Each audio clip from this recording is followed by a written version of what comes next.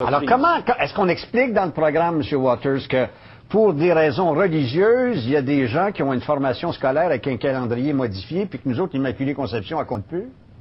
Ben, écoutez, on ne va pas dans ce détail-là. Je vous rappelle. Non, mais c'est parce que c'est le détail qui nous écœure, nous autres, là. Les irritants, le diable se cache dans le détail. Oui, vous avez raison là-dessus. Alors? Ben, écoutez, on va voir les grandes fêtes religieuses telles que Noël, Pâques, ce sont des incontournables. Mais évidemment, vous me parlez de l'Annonciation. Je pense pas que ça ait la même importance que le Ramadan. Je veux dire, si on établit un parallèle. Là. Mais la Nativité, on n'a pas le droit de parler de ça. Elle s'appelle Noël, on veut plus le voir. Oh, mais non, c'est faux. OK. Dire, ça fait partie. Ah oui, moi, j'embarque avec tous mes préjugés là-dedans. Là. Je suis juste un petit catholique en cheminement et en quête.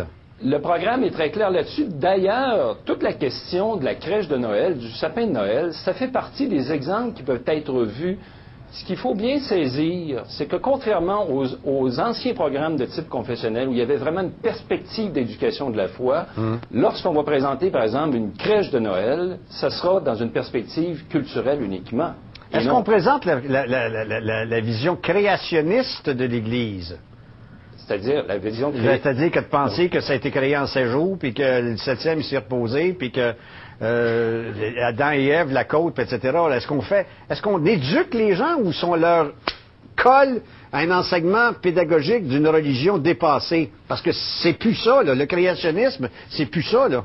Ben, il y a des gens encore aujourd'hui qui croient au créationnisme et le programme se doit de dire qu'il y a des gens qui aujourd'hui croient que ça s'est fait de cette façon-là. Donc, ce que je comprends, d'autre part, il y a des études en exégèse qui démontrent que ça ne s'est pas fait de cette façon-là. Est-ce qu'on le dit? Ben oui, bien sûr que c'est dit. C'est dit, ça. Oui, il faut avoir plusieurs points de vue pour que l'enfant puisse se faire une tête là-dessus. À trop avoir de points de vue et à trop vouloir... Est-ce que vous n'êtes pas le bras de l'accommodement raisonnable?